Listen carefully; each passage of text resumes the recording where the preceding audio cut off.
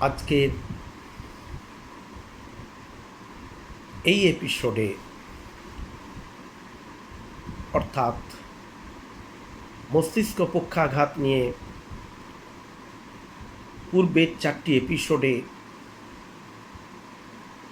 আমরা যে আলোচনাগুলো করেছিলাম আজকে তার পঞ্চম এবং শেষ ভাগ।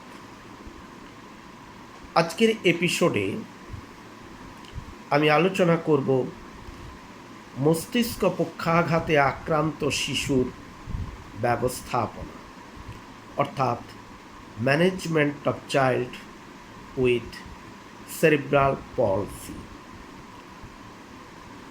আগেরগুলিতে আমরা জেনেছি মস্তিষ্ক পক্ষাঘাতে আক্রান্ত কারা, তাদের বৈশিষ্ট্য, শিশুর মস্তিষ্ক পক্ষাঘাতে আক্রান্ত হওয়ার সম্ভাব্য কারণসমূহ,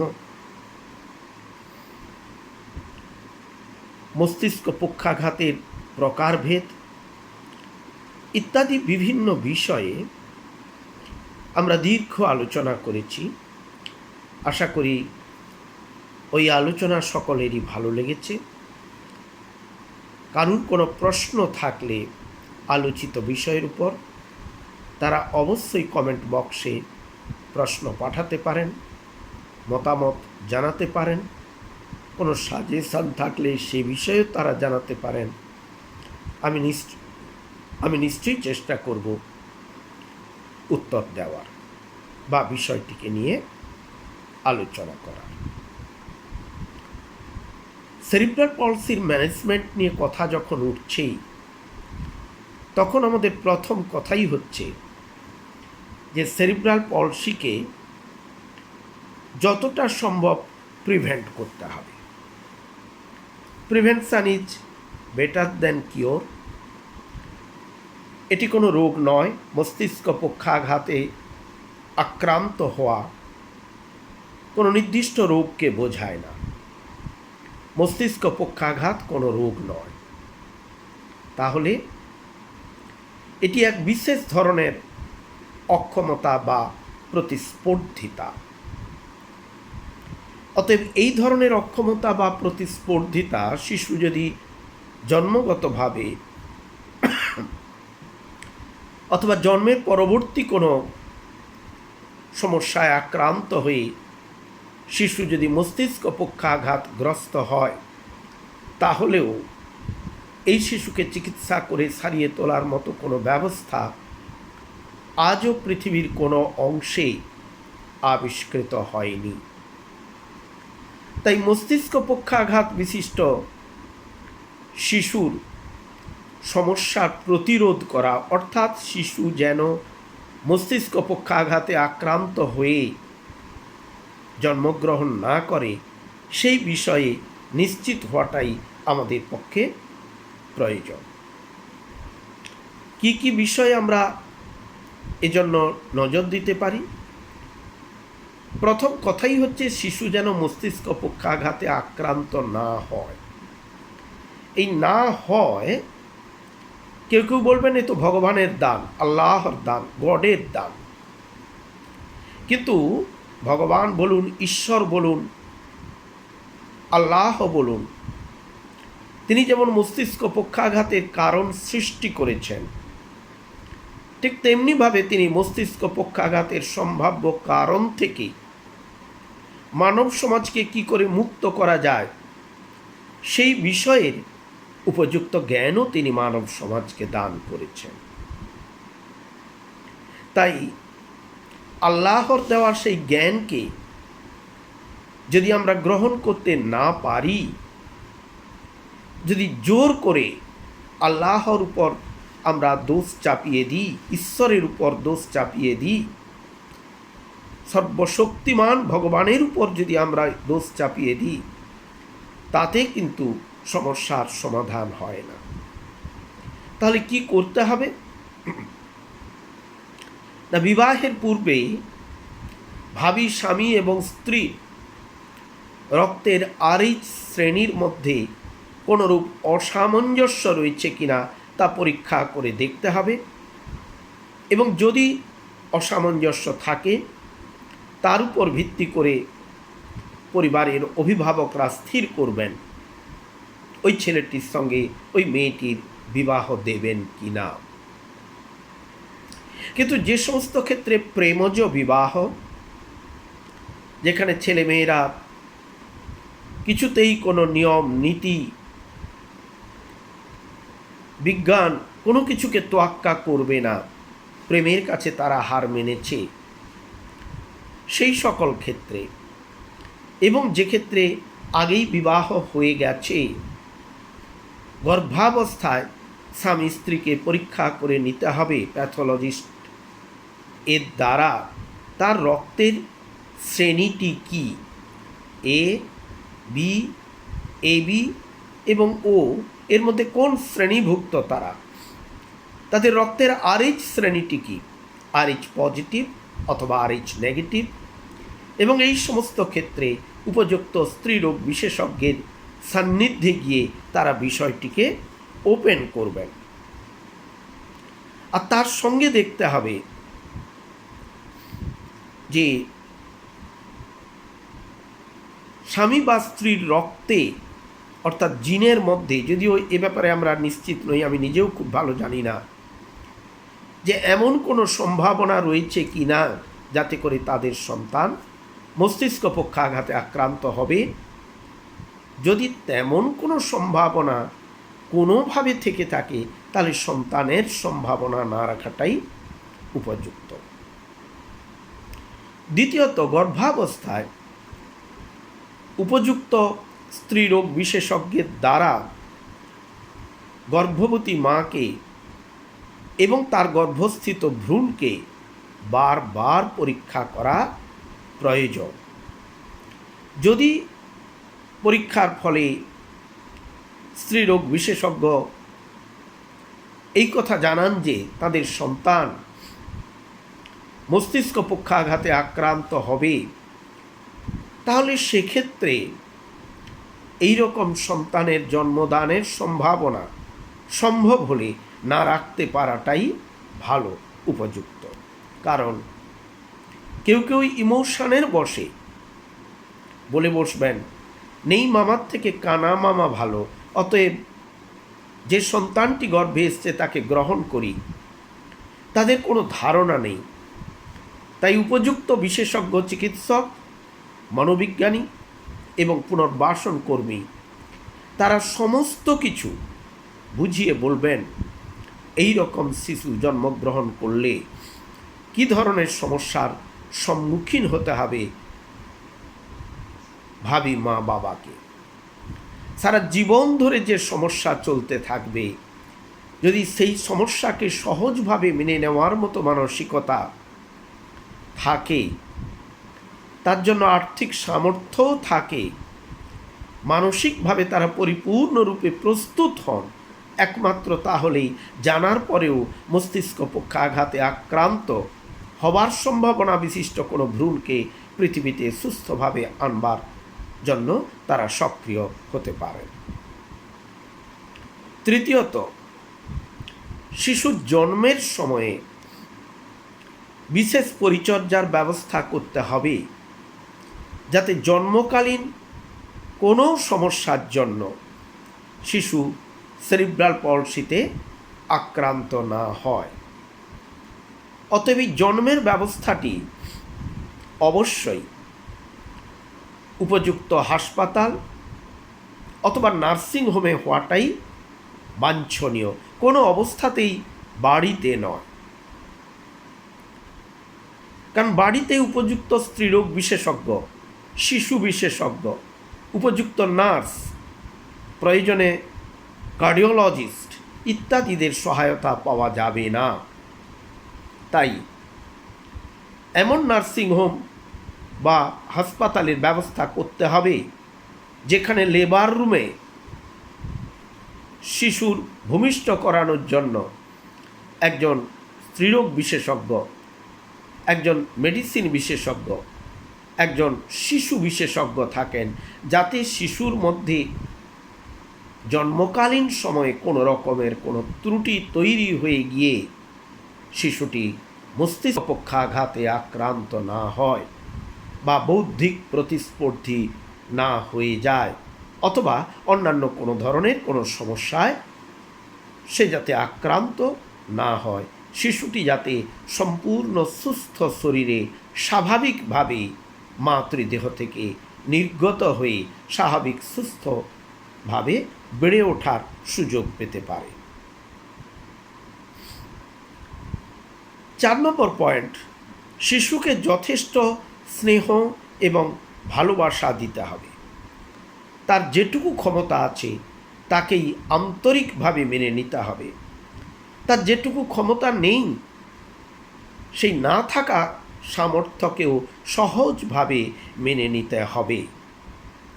তবে একই সঙ্গে শিশুর যেটুকু সামর্থ্য আছে তাকে আরও সচেষ্ট করে তোলার ব্যাপারে বাবা মা, পরিবারের সদস্যরা তারা সক্রিয়ভাবে সচেষ্ট হবেন। 5 নম্বর, এদের চিকিৎসার জন্য কয়েকটা টেস্ট করতে হবে। মূত্র পরীক্ষা, মাথার খুলির এক্স-রে, শিশুর শরীরে সিফিলিসের কোনো সংক্রমণ আছে কি না তা জানার জন্য VDRL টেস্ট, শিশুর মস্তিষ্কের বৈদ্যুতিক ক্রিয়ায় কোনো রকমের কোনো অস্বাভাবিকতা আছে কি না, এবং শিশুর মস্তিষ্কে এপিলেপটিক সিজারের উৎসস্থানটি জানার জন্য ECG বা ইলেকট্রোকার্ডিওগ্রাম, শিশুর পেশির অবস্থা, পেশি এবং স্নায়ুতে নার্ভীয় সংবেদনের অবস্থা জানার জন্য EMG বা ইলেকট্রোমায়োগ্রাম করানোর প্রয়োজন হবে। শিশুর মস্তিষ্কের গহ্বরের ধারণ ক্ষমতা জানার জন্য নিউমোএনসেফালোগ্রামের প্রয়োজন। শিশুর অনৈচ্ছিক বিচলন মানে ইনভলান্টারি মুভমেন্ট, সে যে মুভমেন্ট চাইছে না, তার মাংসপেশি শিশুর অনিচ্ছা সত্ত্বেও সেই রকম মুভমেন্ট শো করছে, এই রকম শিশুর অনৈচ্ছিক বিচলন ও এপিলেপটিক সিজার নিয়ন্ত্রণের জন্য এবং পেশির দৃঢ়তা হ্রাস করার জন্য ঔষধ ব্যবহার করতে হবে। প্রয়োজনে সার্জিক্যাল অপারেশনও করতে হতে পারে। এছাড়াও physiotherapy, occupational therapy, speech therapy এবং শ্রবণযন্ত্রের ব্যবহার প্রয়োজন। ফিজিওথেরাপির মাধ্যমে শিশুর যে সমস্ত পেশিগুলি দুর্বল, উপযুক্ত ক্রিয়া প্রদর্শন করতে অসমর্থ, সেই পেশিগুলিকে আরও সক্ষম, সবল করে তোলার চেষ্টা করা হয়। মস্তিষ্ক পক্ষাঘাতে আক্রান্ত শিশুরা প্রায়শই ঠিকভাবে কথা বলতে পারে না, কারণ মুখের যে পেশিগুলি আমাদের কথা বলার ব্যবস্থার সঙ্গে সম্পর্কিত, তাদের সেই পেশিগুলি ঠিকভাবে কাজ করতে পারে না। তাই কথাগুলো ভেঙে যায়, বেঁকে যায়, অস্পষ্ট হয়, অথবা কোনো শব্দ, কোনো বর্ণ বা অক্ষরকে সে ঠিকভাবে কখনোই উচ্চারণ করতে পারে না। একেবারে ছোটবেলা থেকে শিশুর স্পিচ প্রবলেমটাকে ঠিক করার জন্য উপযুক্ত স্পিচ থেরাপিস্ট এর সহায়তা নেওয়া যেতে পারে। বর্তমানে প্রতিটি জেলা হাসপাতালে স্পিচ থেরাপিস্ট রয়েছেন, ফিজিওথেরাপিস্ট রয়েছেন। সেখান থেকে শিশুকে স্পিচ থেরাপি করানো যেতে পারে, অর্থাৎ তার কথা যাতে স্বাভাবিক হয়, সমস্যা সত্ত্বেও যাতে সে স্বাভাবিকভাবে কথা বলতে পারে, এই বিষয়ে উপযুক্ত প্রশিক্ষণ শিশুকে দিতে হবে। এছাড়া রয়েছে অকুপেশনাল থেরাপি।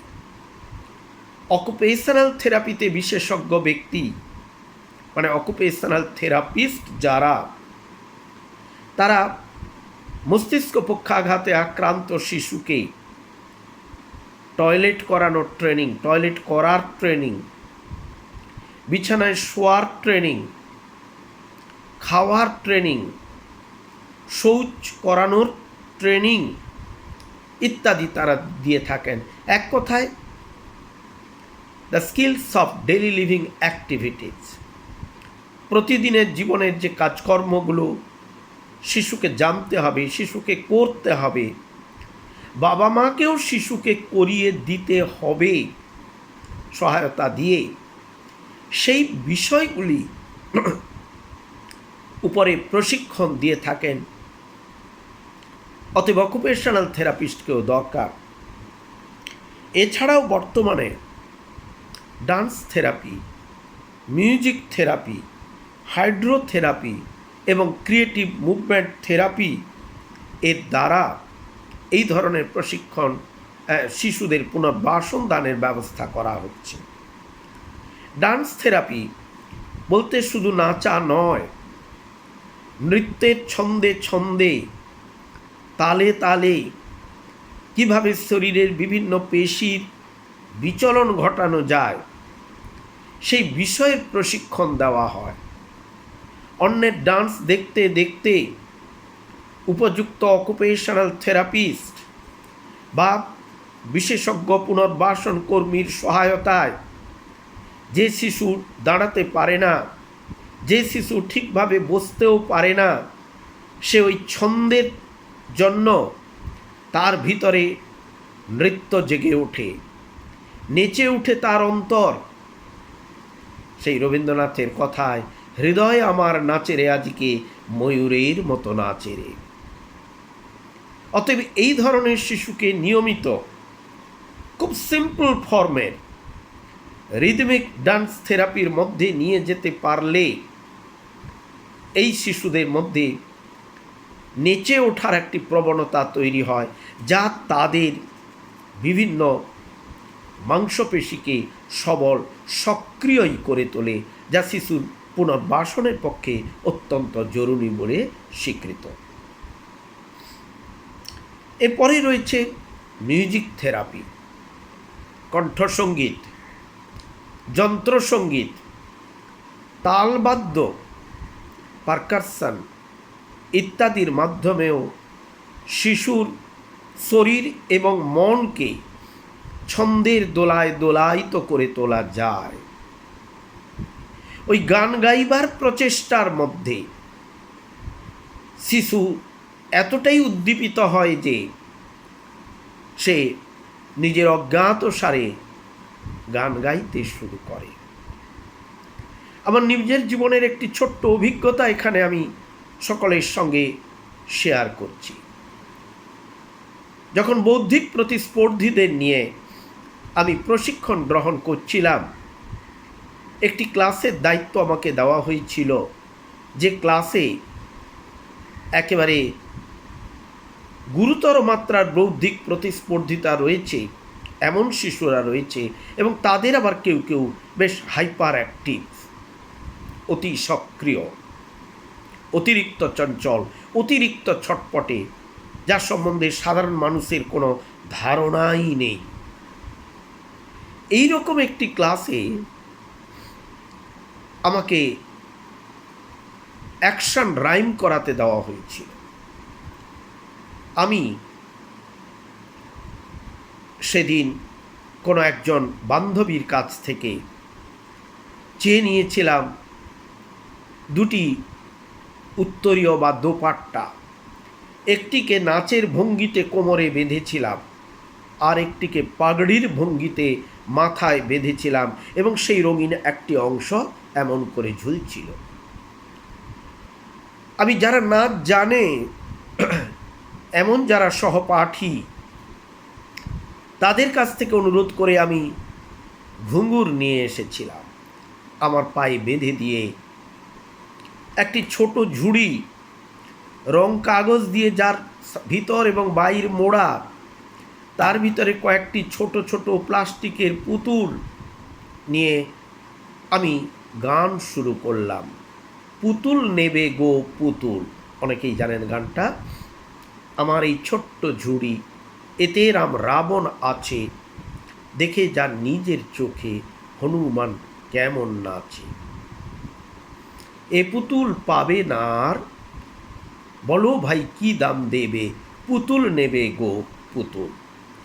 এবং যখন ওই প্রতিস্পর্ধী, গুরুতর মাত্রার প্রতিস্পর্ধী শিশুদেরকে মাঝখানে বসিয়ে তাদের চারদিকে তারা মেঝেতে তারা বসানো হয়েছে, তাদেরকে মাদুর পেতে, সেখানে তারা বসেছে আর আমি ঘুরে ঘুরে নাচছি। আমার কাঁখে রয়েছে ওই প্লাস্টিকের ঝুড়ি। আমি নাচতে নাচতে গানটি বারে বারে ঘুরে ঘুরে গাইতে গাইতে একটি একটি করে বার করে দেখাচ্ছি। অন্যেরা লক্ষ্য করেছেন, আমি লক্ষ্য করলাম। একেবারে মস্তিষ্ক পক্ষাঘাত সমেত বৌদ্ধিক প্রতিস্পর্ধী যে শিশু, যে ঠিক মতো বসতেও তার অসুবিধা হয়, সেই কিন্তু দুটো হাত নিয়ে মাঝে মধ্যে বডিটাকে টেনে হাঁটুর উপর একটু চাপ দিয়ে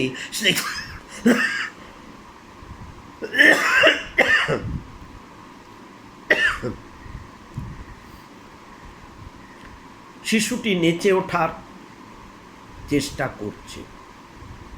তার মানে নিয়মিতভাবে এইরকমভাবে যদি মিউজিক থেরাপি, ডান্স থেরাপিতে আমরা যেতে পারি এবং যন্ত্রানুষঙ্গে যদি নৃত্য বা গান তাদেরকে শোনানো হয়, রাইম, অ্যাকশন রাইম, রিদিমযুক্ত অ্যাকশন রাইম যদি আমরা শেখাই, আমাদের অঙ্গভঙ্গির বিচলনের মাধ্যমে, পেশি বিচলনের মাধ্যমে, অঙ্গভঙ্গির মাধ্যমে আমরা যদি গানের কথাগুলির অর্থকে শিশুর সামনে তুলে ধরার চেষ্টা করি, তাহলে কিন্তু মিউজিক থেরাপি বা ডান্স থেরাপি একটা গুরুত্বপূর্ণ থেরাপিউটিক ইন্টারভেনশন স্ট্র্যাটেজি হিসাবে অ্যাডপ্টেড হতে পারে। এছাড়া রয়েছে হাইড্রোথেরাপি। শিশুকে জলের মধ্যে সাঁতার কাটতে শেখানো হয়। এটা কোনো সুইমিং পুল হলেই হবে না, এটা বিশেষভাবে তৈরি করা সুইমিং পুল, বিশেষভাবে প্রশিক্ষণ প্রাপ্ত হাইড্রোথেরাপিস্ট, যারা অনেকেই অকুপেশনাল থেরাপিস্ট বা স্পিচ থেরাপিস্ট হন, তাদেরকে দিয়ে করানো হয়। এখানে জলের তাপমাত্রাটা নিয়ন্ত্রণ করা হয় according to the need of the baby. এখানে সবসময় একটা নির্দিষ্ট ফোর্সে জল আসতে থাকে, অর্থাৎ পুরো সুইমিং পুলের মধ্যে জলের একটা ফোর্স থাকে, যে ফোর্সের এগেনস্টে শিশুর দুটি হাত এবং পাকে মুভ করানো হয়। সব শিশুই জল পছন্দ করে, অতএব এই জলের মধ্যে যখন তার হাত দুটিকে, পা দুটিকে ক্রমাগত মুভ করানো হয়, যেখানে জলের তাপমাত্রা শিশুর প্রয়োজন ভিত্তিক, এইরূপ হাইড্রোথেরাপি সেন্টারে শিশুকে গরমের পুরো সময়কালটা জুড়ে যদি আমরা হাইড্রোথেরাপি দিতে পারি, তাহলেও কিন্তু এই ধরনের শিশু যাদের পেশিগত সমস্যা রয়েছে তারা অনেকটাই স্বাভাবিক সুস্থতার দিকে যেতে পারেন, তবে কখনোই তারা পুরোপুরি স্বাভাবিক হয়ে উঠবেন না। কলিকাতায় রুবি হাসপাতালের কাছেই রয়েছে এমআরআইএইচ মনোবিকাশ কেন্দ্র। সেখানে গেলে দেখতে পাবেন,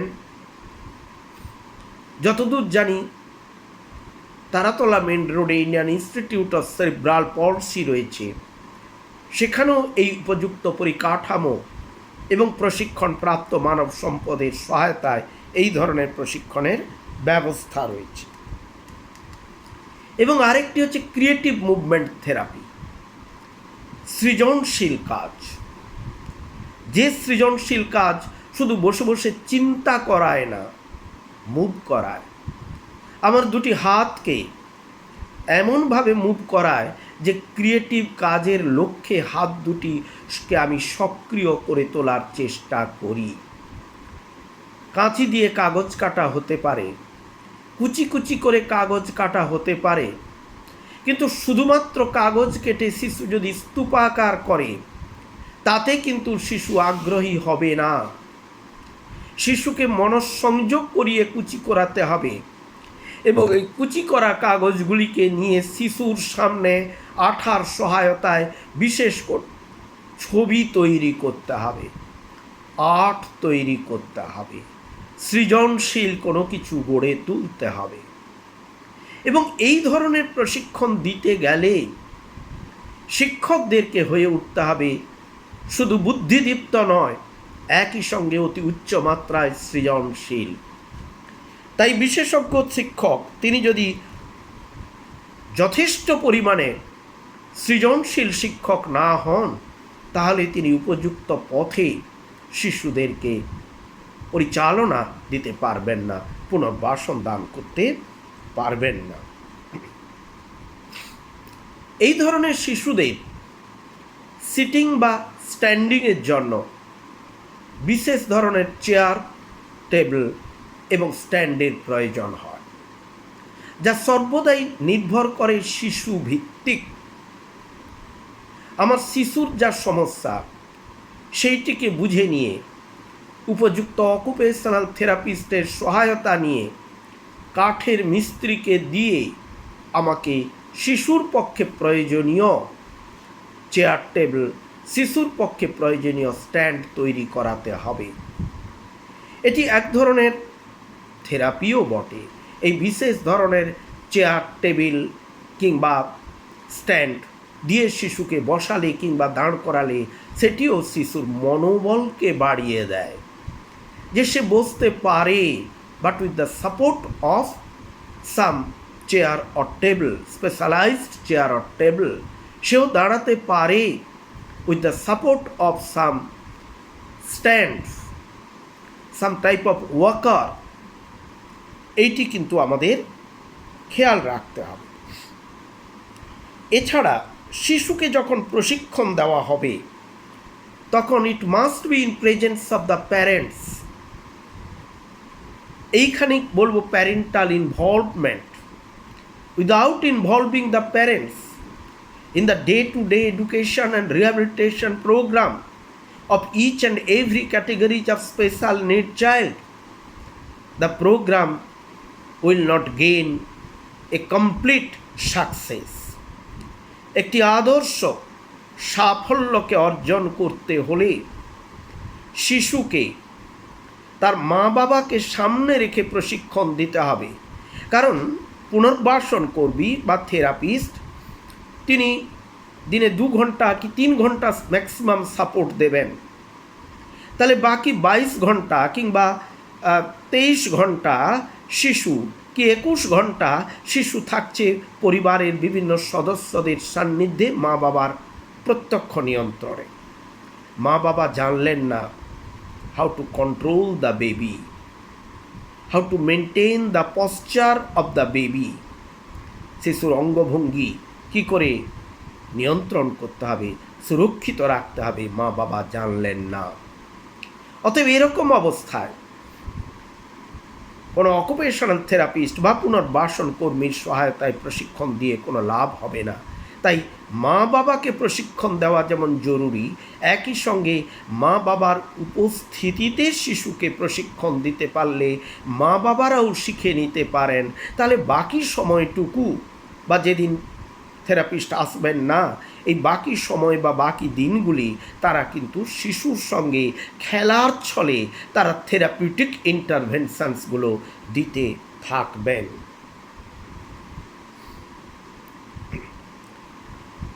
এই ধরনের শিশুর জন্য আমরা যে সমস্ত ইন্টারভেনশন দেব আমাদের খেয়াল রাখতে হবে এই ইন্টারভেনশনগুলো যত দ্রুত সম্ভব স্টার্ট করতে হবে, শুরু করে দিতে হবে। As and when the child will be identified as the challenged baby, as and when the assessment of the child will be completed we must start all sorts of intervention programs for these categories of children.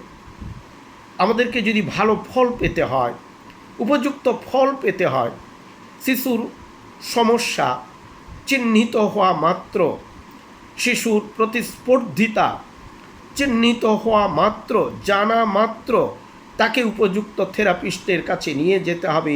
উপযুক্ত বিশেষ শিক্ষকের সান্নিধ্যে তাকে নিয়ে গিয়ে আমাদের তাকে প্রশিক্ষণ দিতে হবে। এবং এই প্রশিক্ষণ প্রথমেই লং টার্ম গোল, দীর্ঘ সময় ভিত্তিক কোনো উদ্দেশ্য দ্বারা পরিচালিত হবে না। এটি অবশ্যই হবে স্বল্প সময় ভিত্তিক উদ্দেশ্যের দ্বারা পরিচালিত। অতএব স্বল্প সময় ভিত্তিক উদ্দেশ্যের দ্বারা পরিচালিত এই বিষয়টিকে লক্ষ্য রাখতে হবে যে ছোট ছোট একটা লং টার্ম গোল তৈরি করে তাকে অনেকগুলি ছোট ছোট শর্ট টার্ম গোলে আমরা তৈরি করে ভেঙে নিতে পারি। 7 দিন কি 10 দিন অন্তর আমরা চেষ্টা করব এক একটি শর্ট টার্ম গোল শিশু কতটা আয়ত্ত করেছে বা সেখানে সে কতটা সাফল্যের সঙ্গে সে পৌঁছাতে পেরেছে।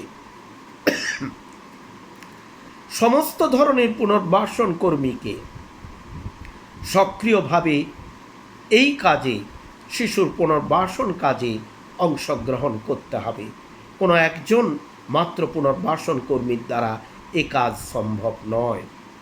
আমাদের যেমন প্রয়োজন উপযুক্ত শিশু বিশেষজ্ঞ চিকিৎসক, ক্ষেত্র বিশেষে ENT specialist, audiologist and speech therapist, physiotherapist, occupational therapist, dance therapist, music therapist, hydrotherapist প্রমুখ বিভিন্ন ধরনের, এবং অবশ্যই একজন প্রশিক্ষণপ্রাপ্ত দক্ষ অভিজ্ঞ বিশেষ শিক্ষক। এই বিশেষ শিক্ষকের পরিচালনায় অন্যান্য সমস্ত রকমের যারা থেরাপিস্ট, যারা বিশেষজ্ঞ, তারা শিশুকে সহায়তা দান করবেন। আমাদের এই বিষয়টির দিকে খেয়াল রাখতে হবে। প্রয়োজন মতো শিশুকে উপযুক্ত চিকিৎসকের সান্নিধ্যে নিয়ে যেতে হবে, অর্থাৎ শিশুর কোনো রোগ হলে তাকে দ্রুত ডাক্তারের কাছে নিয়ে যেতে হবে। শিশুর যদি এপিলেপসি থাকে বা শিশুর যদি হাইপার অ্যাক্টিভিটি থাকে, উপযুক্ত শিশু বিশেষজ্ঞ বা মনোরোগ বিশেষজ্ঞের সহায়তায় তাকে ওষুধ দেওয়া যেতে পারে, মেডিসিনের সাপোর্ট দেওয়া যেতে পারে, এবং এর মধ্য দিয়ে শিশুর পুনর্বাসনকে এগিয়ে নিয়ে দেওয়া যায়। সঙ্গে একজন প্রফেশনাল কাউন্সেলর, পেশাদার একজন পরামর্শদাতা থাকলে আরও ভালো হয়। কারণ এই ধরনের শিশুর জন্মের ফলে মা বাবার মনের মধ্যে যে হতাশা, যে উদ্বেগ, যে বিমর্ষভাব এবং যে অবসাদ সৃষ্টি হয়, তার ফলে তারা শিশুকে ঠিকভাবে পুনর্বাসন দান করতে ব্যর্থ হন। এই ক্ষেত্র থেকে আমরা শিশুকে বার করে আনতেই পারি কিভাবে? যদি মা বাবাকে আমরা সঠিক সময়ে উপযুক্ত পরামর্শটি দিতে পারি। তাই কেবলমাত্র একজন psychological counsellor is not sufficient to provide all sorts of counselling services বা counselling support to the parents of the children with special needs. Rather, these counselors must be expert enough to tackle the parents having challenged baby of different types, of different categories, of different range of disability of their baby. তাই উপযুক্ত পরামর্শদাতা, যিনি কেবলমাত্র মনোবৈজ্ঞানিক পরামর্শদাতাই নন, একই সঙ্গে পুনর্বাসন বিজ্ঞানে যিনি বিশেষজ্ঞতা অর্জন করেছেন বা দক্ষতা অর্জন করেছেন, এই রকম কোনো পুনর্বাসন কর্মীকে দিয়ে আমরা প্রশিক্ষণ বা আমরা সহায়তা দিতে পারি মা বাবাদের। প্রয়োজনে শিশুর জন্য সার্জিক্যাল ম্যানেজমেন্টের প্রয়োজন, কিছু শল্য চিকিৎসার প্রয়োজন হতে পারে।